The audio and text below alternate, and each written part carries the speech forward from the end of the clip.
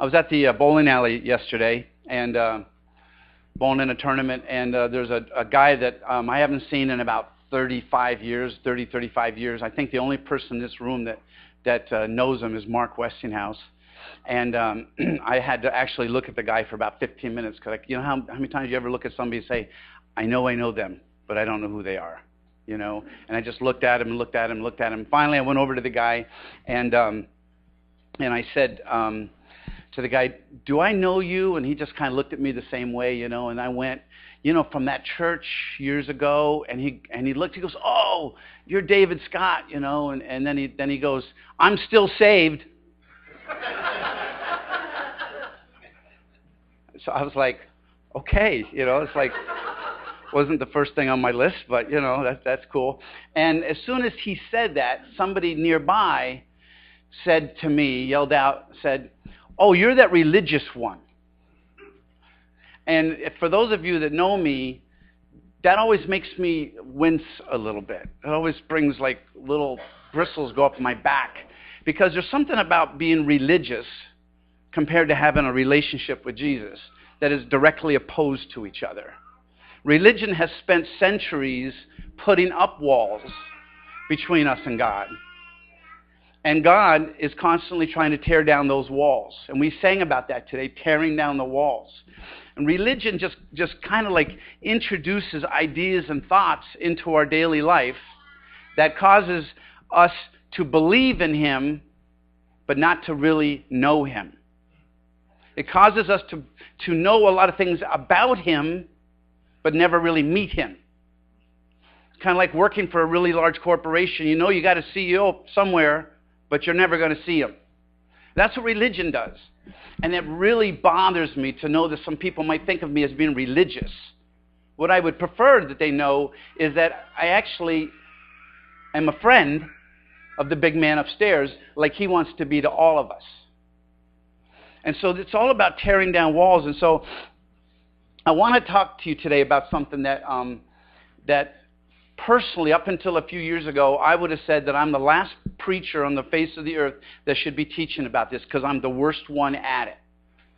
Okay? It's a subject that I think is essential to knowing Him and to break down those religious walls. It's essential for that to people who are really engaged Christians. And yet I thought I was really bad at it. And I thought there's something that is just for somebody else. It's something that every book in the Bible tells us to do, and something that Jesus told us to do, but very few Christians really do it the way that Jesus told us to do it. Very few of us actually do that. Now, whatever it is you're thinking that I'm going to talk about, I'm going to say, nope, it's not about fasting. Okay, Adam, so you can relax. It's not about fasting. Tommy is the last person in the room that should be laughing at you for that joke. Amen, right? Amen. Right. When it's not about fasting, it's not about evangelizing or witnessing to other people. It's not about that. It's not about hospitality. You should be having people over to your homes or whatever. You know, Jesus said we should wash their feet. It's not about washing people's feet. Okay? It's not about that. It's not about tithing. You know, it's not about tithing and giving money. You know, a lot of people like to talk about that. I personally don't really like to. But it's anything about that. But it's something that, as far as Christianity is concerned, is something that we really kind of stink at. And it's really about prayer. It's about prayer. Really, to be honest with you, Christianity is really not very good at it. Oh no, don't get me wrong. We pray. We just don't pray very well or very personally. We're kind of bad at it. For instance, it was in one of the songs today. It's in another song. A lot of songs say it. Anthony Skinner has this song. It's one of my favorite Christian songs. It's kind of like a jazz beat. It's really cool. And it's called Forever and a Day. It's like my favorite song. And he goes, you know, he just wants to be with the Lord forever and a day. How many people in this room, honestly, want to be with the Lord forever and a day? Like, be with the Lord forever and a day. Like, I'm just going to hang out with you. I'm going to hang out with you forever and a day. Like, see, don't sit in the front row unless you know. Actually, for Adam, that didn't help. He went way in the back row. I still picked on him. Forever and a day. To be honest, I'm going to be honest with you, that thought, up to a few years ago, actually scared me. Up to a few years ago, the idea of just hanging out with God for more than 15 minutes was a scary idea to me. I could hang out all about things about Him, but with Him, forever and a day, and it's kind of a scary thing. But that's because we have the wrong idea of what it's all about. Years and years ago, I hired this person, brand new person at work, and we were doing this copy job. It's 1,000 flyers, and when they came out of the machine, I went over to this person their first day on the job, and I said, "Here's how we want to fold these." And you can fold things so that if it's a letter, you can fold it so it faces in. You can fold it so it faces out. And different way to fold it. And so I folded the letter by hand and said, "This is the way we want to fold them." And then I walked away. Right, because me and details, So sure enough, about 15, 20 minutes later, I come into the room and there's about 50 of them done. And they're folding them by hand. Just exactly the way that I said that I wanted them folded. I said, "Do it in this way." And that's the way they did it. Just like Jesus said, if you're going to pray, pray in this way. "Our Father who art in heaven, hallowed be thy name." And so he said that, and that's what all of us do. Okay, well, that's how he said to pray, so I'm just going to pray that like forever and a day. Right? And so I had to show this person, I'm sorry, we had this thing called a folding machine, and it actually makes the job really quite easy and fun. And you don't have to fold them in this way. So sometimes getting the wrong idea in our head about something messes the whole thing up and totally spoils the whole idea. And to think that I'm going to be reciting the Lord's Prayer forever and a day was a scary thought to me. The wrong ideas we have about prayer are historic. I mean, it goes back for centuries. We've just made it into this religious practice. And I'll tell you, when I first became a Christian, somewhere it was passed down for centuries that Christians, real Christians, should pray for an hour every day. So every Christian tried to pray for an hour every day. How many young parents in here could see yourself with an extra hour to kill? Yeah, that's right. That's how many hands I expected to come up. Yeah, kill an hour, right? And we had this thing in our head that if you were a real Christian, if you were a dedicated Christian, you would spend an hour a day in prayer. And it's just kind of like this overriding guilty feeling that I always had. And I wasn't alone to find out that I'm not a very good Christian. And this guy came along, and he developed this method of taking the Lord's Prayer and showing you how you can take those sections and go off on it, and you could take an hour in prayer. He became famous. I mean, I went to this one conference, and he was like one of the guests of this conference, and he was teaching everybody how to take the Lord's Prayer and to make it into a 1-hour gig. And I happened to notice that he was wearing a diamond lace Rolodex on his wrist. What? Rolex. What'd I say? Rolodex? Thank you for that correction. Rolodex. Wow. Actually, that might be actually very interesting to see as well. But Rolex. And there was something inside me that said when I saw that, I was like, I just don't know about this. Something's not right here. And he became so famous because so many of us Christians felt so guilty that we weren't doing what we thought Jesus wanted us to do. And here was a way to do it. It was a fad. It died out. It wasn't there for very long. I want to just expose a few things. The first thing we need to do is we need to separate in prayer the difference between intercessory prayer and regular prayer. Intercessory prayer and regular prayer. And the easiest way to do that is imagine a lawyer and a judge are friends. They live next door. They're friends. Okay? They talk to one another. They're friends. But once in a while, the lawyer would have to go into court and he'd have to represent somebody. And when he talked to his friend, now the judge, he would have to intercede for his friend. And he would have to make points. He would have to study the case. He would have to know what he's talking about. He'd have to contradict the opponent's points. And he'd have to make his case to the judge. That's kind of like what intercessory prayer is. It's like going before the judge, even if he's your friend, and making a case for them. But regular prayer is like the judge and the lawyer living next door, and now they're just going to hang out for a while. Now they're friends. They're going to hang out. They're going to have a beer together. They're going to chat about things. They're going to talk about things. They're going to discuss some things. They're going to just talk about anything they want, share their opinions, express themselves. They're just going to rest with each other. They're going to relax with each other. They're going to have a good time. This is what regular prayer is meant to be. This is what it's really meant to be. If normally I would make some points and I would tell you some scriptures and what about them points, but I just going to give you an overview of the scriptures on this really, really quickly. David says early in the Psalms, he says he prays daily in the AM. Later in the Psalms, he says he prays 3 times a day. Isaiah said he prayed twice a day. Daniel said he prayed 3 times a day. Luke said he prayed all night. Paul says pray without ceasing. Another scripture says to pray with boldness and a loud voice.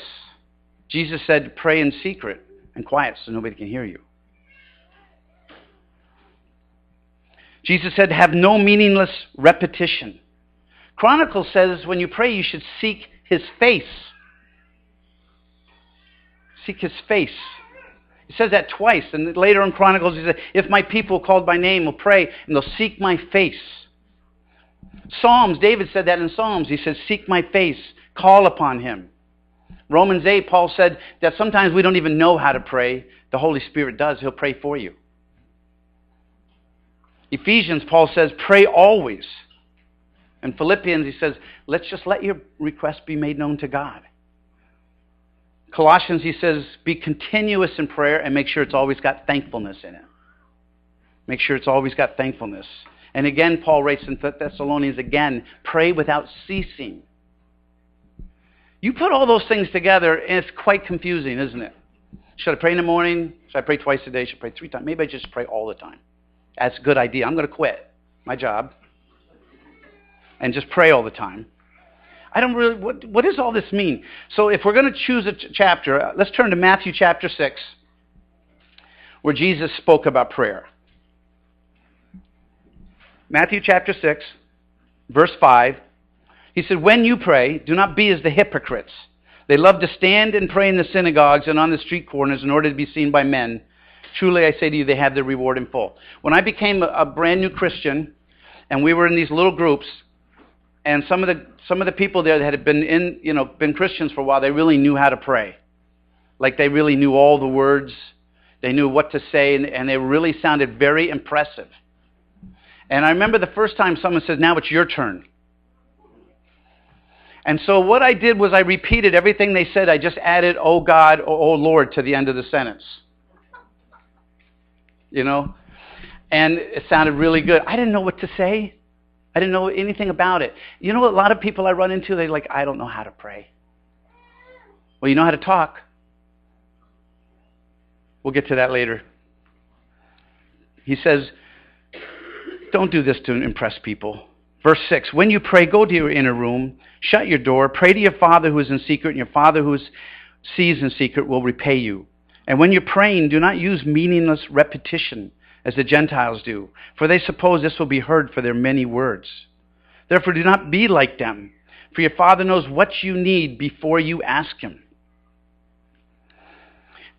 Pray then in this way, our Father who art in heaven, hallowed be thy name. Thy kingdom come, thy will be done on earth as it is in heaven. Give us this day our daily bread, and forgive us our debts as we also have forgiven our debtors. And lead us not into temptation. It's really such a simple thing that he lays out here. He says, in this way, doesn't mean to say those words. If you say those words every time, it's meaningless repetition. It's really quite easy to understand it. But he says, when you come before the Lord in verse 9, he said, just remember that you're coming before the one who created the universe. He wants to be your friend, but he doesn't want to be your servant. You're there talking to the guy who's in charge. So come before him. He wants to be your friend, so remember who he is. But you're not there to have him meet everything that you want. He's not your servant. He's your God, and he wants to be your friend.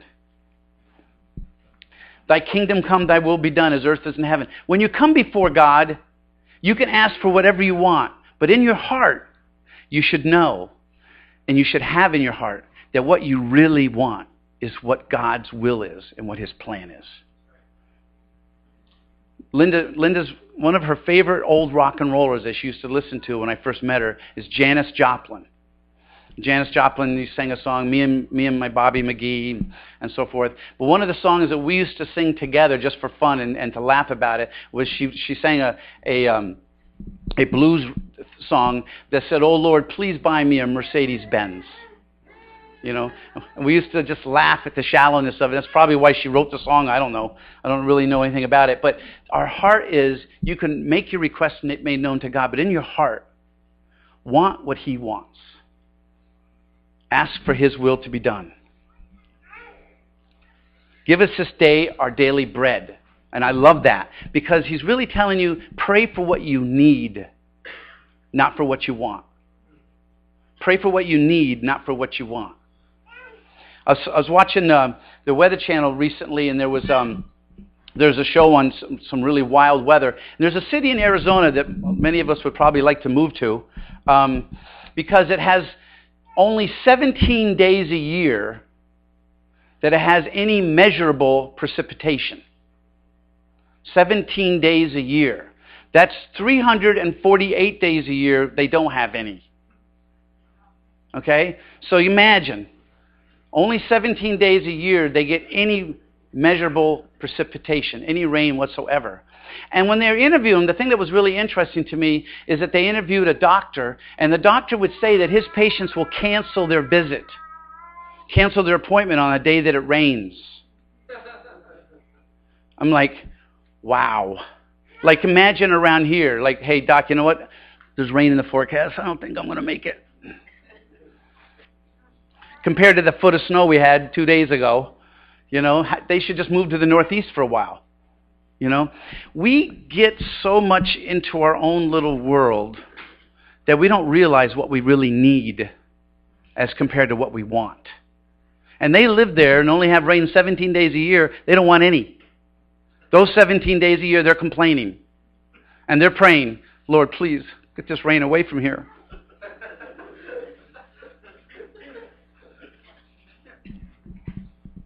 In verse 12, this is a really key one for some of us. In verse 12, he says, when you pray, when you come before me, be aware of your own failures and your own problems. Be aware of them. That's actually really hard for some of us. I talk to some people, and they have no problems whatsoever. They don't. They have no problems whatsoever. I talk to them. They say, well, then you're perfect. Well, they can't say they're perfect because that would be a problem. So they say, oh, no, I'm not perfect. Okay, then they tell me one of your problems. They don't have any.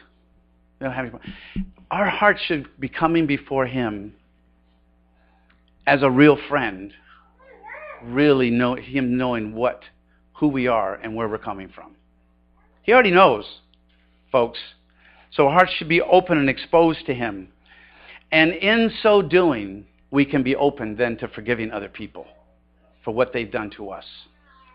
In so doing, we can do that. And then verse 13, pray for power over temptations. Pray for power over temptations. Now look, all of that being said, I just want to bring up the questions and the confusion that come to my mind. I've known all about this. I've known these things so far. But here's some questions and the confusion that comes to my mind. What if I go into prayer and I don't have anything to ask for or much to say? What if I don't really have that much to ask for? I live in Arizona. I'm not going to pray for no rain. I don't really have too much to ask for. I got food on the table. I got a decent house or whatever. I don't really have. So what am I supposed to do? And if I pray that God helps me pay my bills, is that good enough, or should I get into detail? Help me pay for my gas bill, my electric bill, my phone bill, my car bill, my credit card bill. Like, does God need to hear all those details? And would that help me spend more time with Him? And if He already knows everything before I ask, why would I even bother? Then why are we supposed to come and pray? If I'm supposed to pray like the Lord's Prayer, how am I supposed to do that without stopping? How do I pray without ceasing? This doesn't make sense at all. And like we saw before, if one prophet says you're supposed to pray once a day, another one says twice a day, another one says 3 times a day, Paul says do it without ceasing, who's right and who's wrong? Which one are we supposed to follow? You can see up until a few years ago, prayer was just a completely confusing topic for me. And what is this seek your face stuff? What does that mean? Like, pray, okay, but seek your face, I don't get it. Okay, and what if you're like me? What if you have ADD?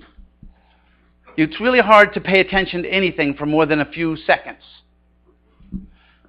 Linda was so cute the other day, driving down the road, and driving down this stretch I've driven down 100 times before, and the State Department decided to put green reflective things on the post that holds up the sign.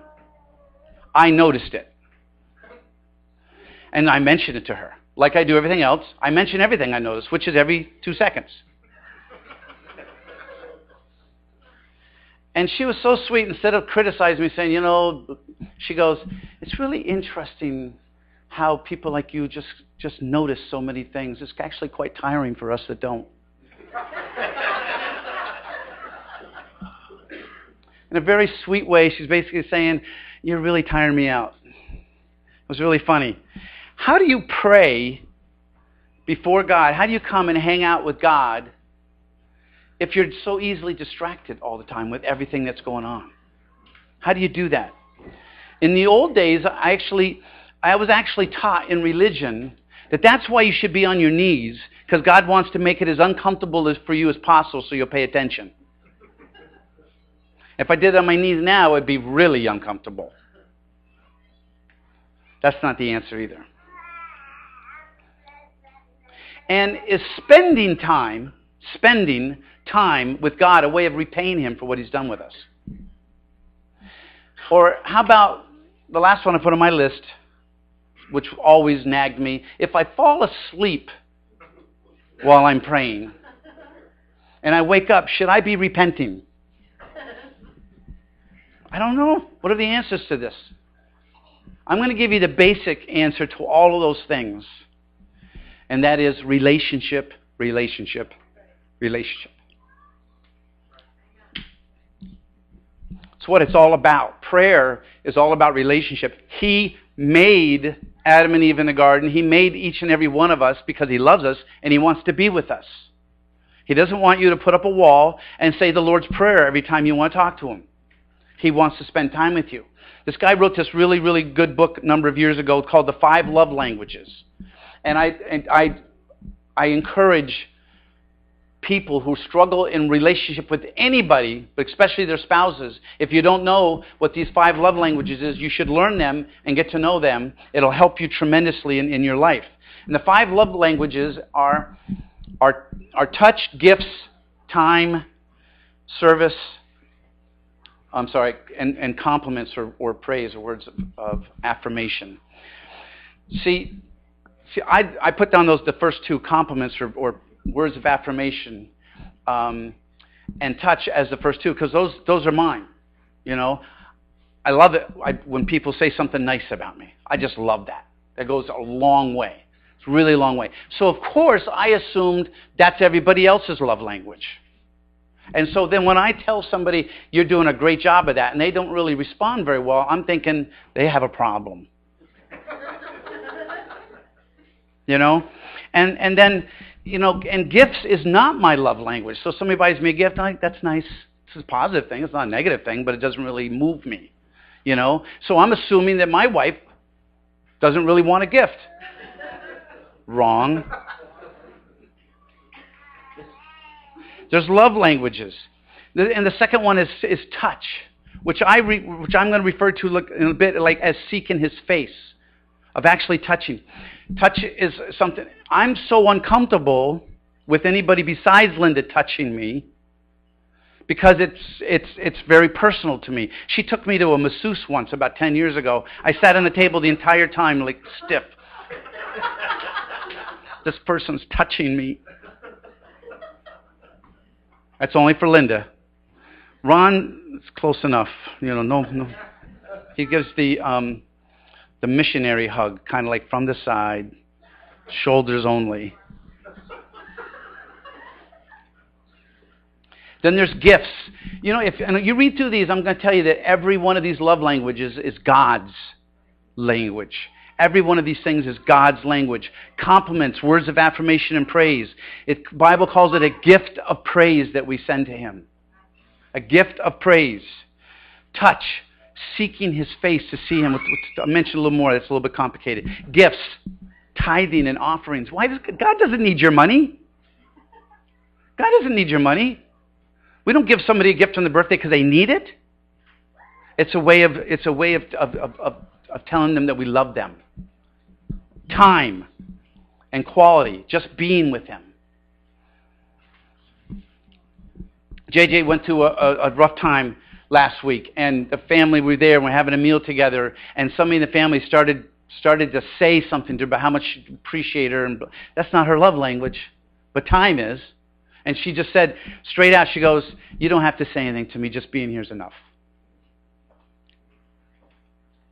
And service, doing things for one another. God calls you to serve him. He doesn't need you to serve him, but he loves it.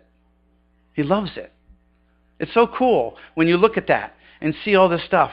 But I want to just point out that we talk about prayer as spending time with him. And the word spending is a negative connotation.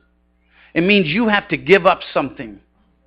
You have to give up your money. You have to give up your time. It's costing you something to pray. And I want you to know that that's not the way you should be looking at this at all. Because if you were to spend time with somebody who had a lot to offer you and a lot to give you, you would be looking forward to it. You'd be looking forward to it.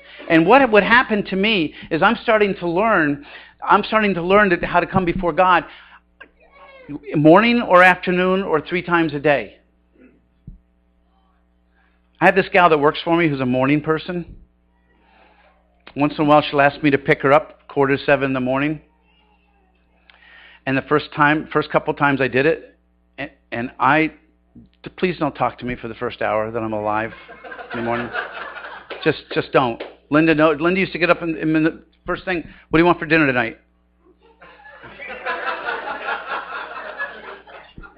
I don't even know what shirt I'm going to put on. I have no idea. And I'd go pick up this gal, and she would get in that truck and they'd tell me everything that happened last night and today and what's going on. I had a headache before I hit the thruway. And I would start, when she said, can you give me a ride tomorrow? Now I get up a half an hour earlier, and I have 2 cups of coffee before I pick her up, so that I can be somewhat ready for her. Does God expect me to pray first thing in the morning in that condition? He knows you. He knows me. He's like, no, I'd rather have you when you're ready to talk. I'd rather have you when you're ready to listen. See, he's not asking you to do something religious and say, this is when you have to do it. It's up to you. I know somebody else that took a break every day at noon just to be with God. I know people who are much better in the evening so that they could do that. When you go to hang out with God, he's got stuff. Okay, here's a big revelation for you. Prayer is not about talking all the time. It's about listening, because he wants to talk to you too. And when he starts talking to you, he starts telling you things you never even thought of before. And now all of a sudden, I'm getting something out of this. I'm not paying him back for anything. I'm getting something out of this. That's why it's one of the most important things we can do, because if everybody in this room had God speaking to them on a regular basis, the amount of wisdom and the amount of life and the amount of things that would be going on would be flabbergasted. We would be awed at what God is doing in our lives and the people around us. He has a lot to give us. Prayer isn't about spending our time. It's about going and receiving from Him. He wants us to open up, and He wants us to tell Him things. He loves to be with us. He wants to be the BFF, best friend forever. Did I get that right? Okay, thanks. I tried, but you started laughing. I thought maybe I messed that up.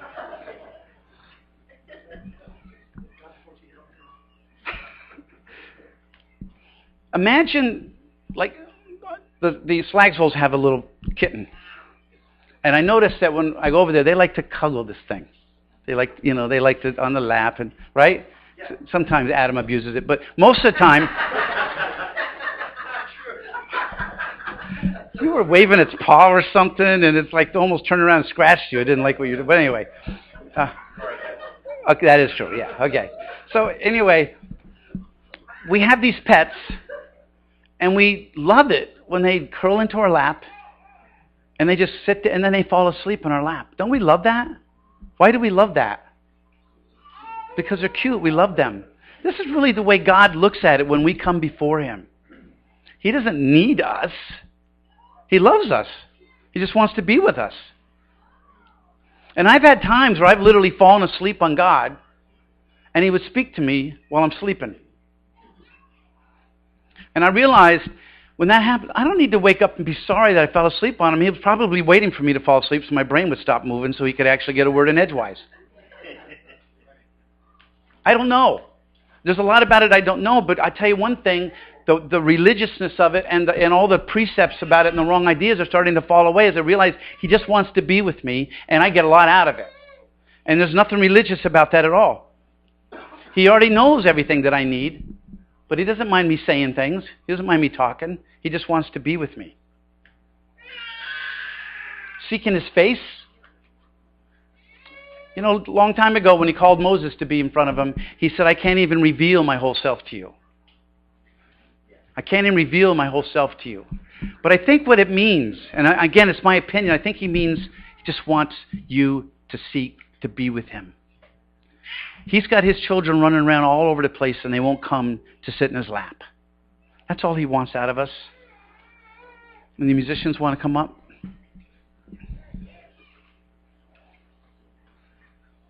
I didn't answer all the questions because we ran out of time. But I just want you to know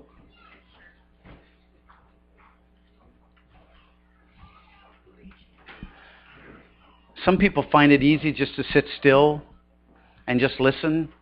Other people don't. God knows you, and He knows how to relate to you.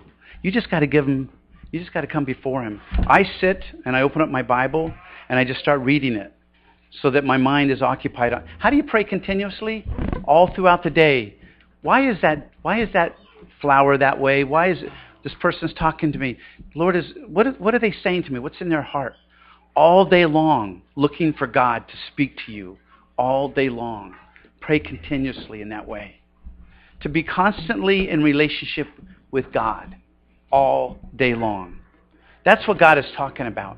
And if you're here and you've just felt like, this religion stuff, that's right, religion stuff is not going to do any good.